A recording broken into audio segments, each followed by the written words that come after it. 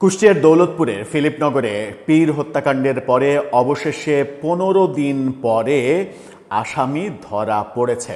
মূল আসামি এখনো ধরা পড়েনি, কিন্তু আসামি অন্তত 2 জন ধরা পড়েছে। আরেকজনকে ধরে জিজ্ঞাসাবাদের পরে ছেড়েও দেয়া হয়েছে। স্বস্তির খবর, অন্তত 2 জনকে তো ধরা হয়েছে। মানে ওই প্রবাদের মতো নাই মামার চায়ে কানা মামা অনেক ভালো, সেই প্রবাদটা বোধহয় এই ক্ষেত্রে প্রযোজ্য হবে।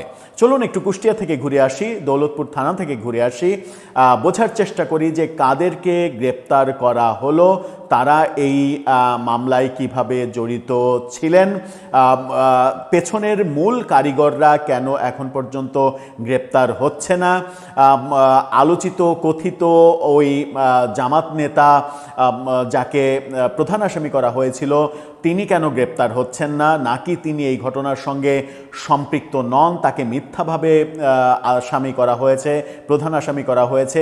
রাজীব দফাদার যে এই আক্রমণটাকে নেতৃত্ব দিয়েছে এবং নিজে শামীম রেজাকে আঘাত করেছে এবং মারার নেতৃত্ব দিয়েছে, সে কেন এখনো ধরাছোঁয়ার বাইরে, একটু বোঝার চেষ্টা করি। সাথে এটুকুও বোঝার চেষ্টা করব যে সকল ফেসবুক আইডি ব্যবহার করে এই ঘটনা ঘটানো হয়েছে সেই সকল ফেসবুক আইডির মালিকদের কি অবস্থা। থাকবেন পলিটিক্স টিভির। দৌলতপুরের পীর হত্যাকাণ্ডের 15 দিনের পর যে আসামি গ্রেপ্তার হওয়া, সেই ব্যাপারে 15 দিন পরে 2 জন আসামি গ্রেপ্তার হলো, সেই ব্যাপারে দৌলতপুর থানা পুলিশ কি ভূমিকা পালন করছে, এই ব্যাপারগুলো একটু বুঝে ওঠা দরকার। কি বলছে গণমাধ্যম, সমকালের এই শিরোনামটা দেখে নিন। সেখানে বলা হচ্ছে দরবার প্রধান শামীম হত্যায় 2 জন গ্রেপ্তার, পুলিশ বলেছে এটা।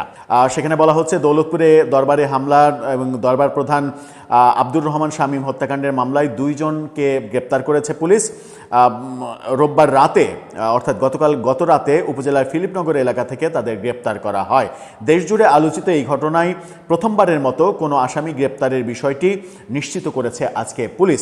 সংশ্লিষ্ট সূত্রগুলো জানায়, সামাজিক মাধ্যমে পুরনো একটি ভিডিওর খণ্ডিত অংশ ছড়িয়ে আব্দুর রহমান শামীমের বিরুদ্ধে ধর্ম অবমাননার অভিযোগ তোলে ফিলিপনগরের একটি গোষ্ঠী।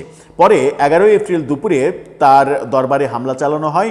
হামলাকারীরা সেখানে ব্যাপক ভাঙচুর, লুটপাট এবং অগ্নিসংযোগ করে এবং এক পর্যায়ে তারা দরবার প্রধান আব্দুর রহমান শামীমকে টেনে হেঁচড়ে সেখান থেকে বের করে পিটিয়ে এবং কুপিয়ে হত্যা করে। এবং এখানে একটা বড় অভিযোগ রয়েছে, সেটা হচ্ছে সেই দরবারে প্রচুর স্বর্ণ ছিল। এমনকি পীর শামীম রেজা যে বাঁশিটা, মানে কৃষ্ণ সাজতেন তখন যে বাঁশিটা ব্যবহার করতেন, যে বাঁশিটা বাজাতেন, সেই বাঁশিটা সোনার বাঁশি ছিল, আরেকটা রূপার বাঁশি ছিল। সোনার বাঁশি, সোনার গহনা, সোনার মানে মুকুট, অনেক কিছু ছিল। অন্তত মানে কেউ ওখানকার স্থানীয় কেউ বলছেন, এবং একজন প্রখ্যাত বাংলাদেশের বাউল সাধু তিনি বলছেন যে সেই দরবারে অন্তত 1 কেজির বেশি সোনা ছিল এবং সেটা লুটপাট করার জন্যই, নগদ অনেক টাকা ছিল, সেগুলো লুটপাট করা অন্যতম একটা বড় মানে ইস্যু ছিল তাদের। এই লুটপাট করতেই সেখানে তারা গিয়েছে এবং শামীমকে মারা এটাকে বোনাস হিসেবে তারা দেখেছে। এই ঘটনায় 13 এপ্রিল মামলা হয়। এতে 4 জনের নাম উল্লেখসহ অজ্ঞাত পরিচয় 200 জনকে আসামি করা হয়। এই মামলায় রোববার রাতে গ্রেপ্তার যাদের করা হয়, তাদের মানে গত রাতে যাদের গ্রেপ্তার করা হয় তারা 2 জন হলেন পশ্চিম দক্ষিণ ফিলিপনগরের বিপ্লব, যার মানে বয়স 26 বছর, এবং আলিফ ইসলাম 23 বছর বয়স। বিপ্লব এবং আলিফ নামে এই 2 জনকে গ্রেপ্তার করা হয়েছে। ঘটনার দিন ধারণ করা সিসিটিভি ফুটেজ বিশ্লেষণ ও পুলিশের তদন্তের ভিত্তিতে তাদের গ্রেপ্তার করা হয়েছে বলে সমকালকে নিশ্চিত করেছেন দৌলতপুর থানার ওসি আরিফুর রহমান। অর্থাৎ ওসি বলতে চেয়েছেন যে বিপ্লব এবং আলিফ এই 2 জনকে সিসিটিভি ফুটেজে দেখা গেছে ওই ঘটনায় আক্রমণে উপস্থিত থাকতে এবং ভাঙচুর এবং মারার ঘটনাগুলো ঘটাতে। তিনি বলেন, পুলিশের বিশেষ অভিযানে এই 2 জনকে গ্রেপ্তার করা হয়েছে। এছাড়া জিজ্ঞাসাবাদের জন্য ফরজ আলী নামের এক ব্যক্তিকে থানায় আনা হয়েছিল। প্রাথমিক জিজ্ঞাসাবাদের পরে তার মানে ব্যাপারগুলো নেগেটিভ মনে না হয় তাকে পরিবারের জিম্মায় ছেড়ে দেয়া হয়েছে। এখন এই যে আলিফ এবং বিপ্লব, এই 2 জনকে যে গ্রেপ্তার করা হলো, এদের মাধ্যমে পুলিশ যদি জানতে পারে, তাদেরকে রিমান্ডে নিয়ে পুলিশ যদি জানতে পারে যে এই ঘটনার পেছনের পরিকল্পনাকারী কারা, তাহলে পুলিশের পক্ষে আরও সুবিধা হবে। যদিও পুলিশের মানে কাছে একেবারে অকাট্য দলিল রয়েছে সেই দিনের অনেকগুলো ভিডিও, যে ভিডিওগুলোতে স্পষ্ট দেখা যাচ্ছে যে কারা এই ঘটনাগুলো ঘটাচ্ছে, কারা নেতৃত্ব দিচ্ছে, এবং মানে রাস্তা থেকে শুরু করে, রাস্তা থেকে যে মিছিল নিয়ে যাচ্ছে, কে নেতৃত্ব দিয়ে নিয়ে যাচ্ছে, কারা যাচ্ছে, কি কি বলছে সেখানে, এবং আক্রমণ কিভাবে হলো, শামীম রেজাকে কারা আক্রমণ করলো, ঘরে ঢুকে লুটপাট কারা করলো, সিসিটিভি ফুটেজ গায়েব করার ব্যাপারে কারা সচেতন ছিল, সিসিটিভি ফুটেজ গায়েব করার কথোপকথন হলো তাদের মাঝে, এই ব্যাপারগুলোতেই তো স্পষ্ট হওয়ার কথা যে ঘটনাগুলো কারা ঘটিয়েছে। এখন পর্যন্ত প্রধান আসামি খাজা আহমেদ কিংবা আরও যে তিনজন আসামি, মাদ্রাসা শিক্ষক কাফি, মানে রাজীব দফাদার এবং আসাদুজ্জামান, স্থানীয় দৌলতপুরের খেলাফত মজলিসের প্রধান নেতা, এবং খাজা স্থানীয় জামাতের নেতা, জেলা ছাত্র শিবিরের সাবেক সভাপতি, তাদের গ্রেপ্তারের ব্যাপারে কোনো অগ্রগতি দেখা যাচ্ছে না।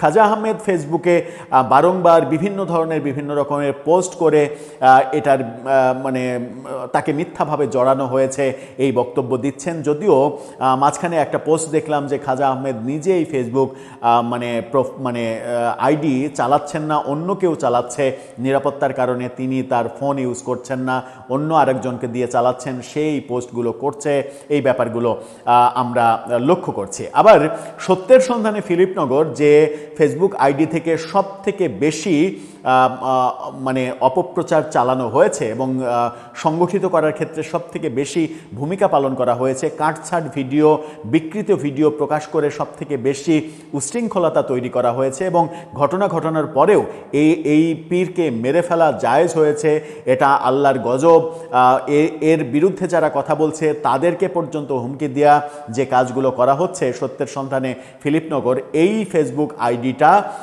আমরা জানতে পেরেছি যে সৌদি আরব থেকে পরিচালনা করা হচ্ছে। ওই ফিলিপনগরের একটি গ্রামের বাসিন্দা, সৌদি আরবে থাকেন, সৌদি আরব থেকে এটা পরিচালনা করা হচ্ছে, এবং এলাকায় থাকা তার ভাই বিভিন্ন ধরনের রসদ, ফুটেজ, ছবি এগুলো তার কাছে পাঠায়, তারপরে সে সৌদি আরবে বসে এই আইডি থেকে এই কাজগুলো করে।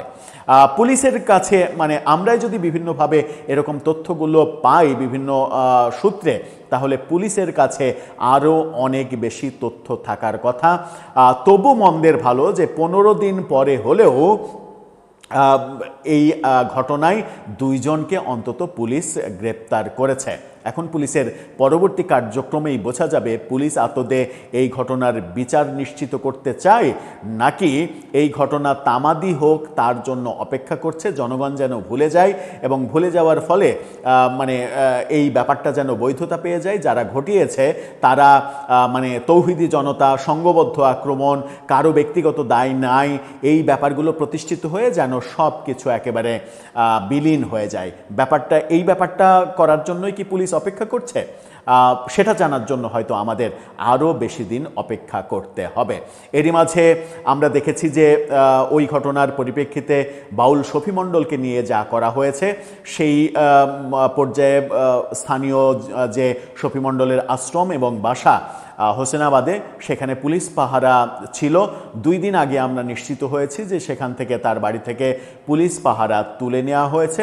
স্থানীয় প্রশাসন মনে করছে যে এখন আর সেখানে আক্রমণ হওয়ার ঘটনা নেই। বাউল শফি মণ্ডলের সঙ্গেও আমরা মানে যোগাযোগ করার চেষ্টা করেছি। তিনি আমাদেরকে জানিয়েছেন যে ঊর্ধ্বতন কর্তৃপক্ষ, প্রশাসনের পক্ষ থেকে তাকে বলা হয়েছে তিনি যেন দেখে শুনে পথ চলেন, এবং ঢাকার বাইরে পারতপক্ষে কোনো শো যেন তিনি না করেন।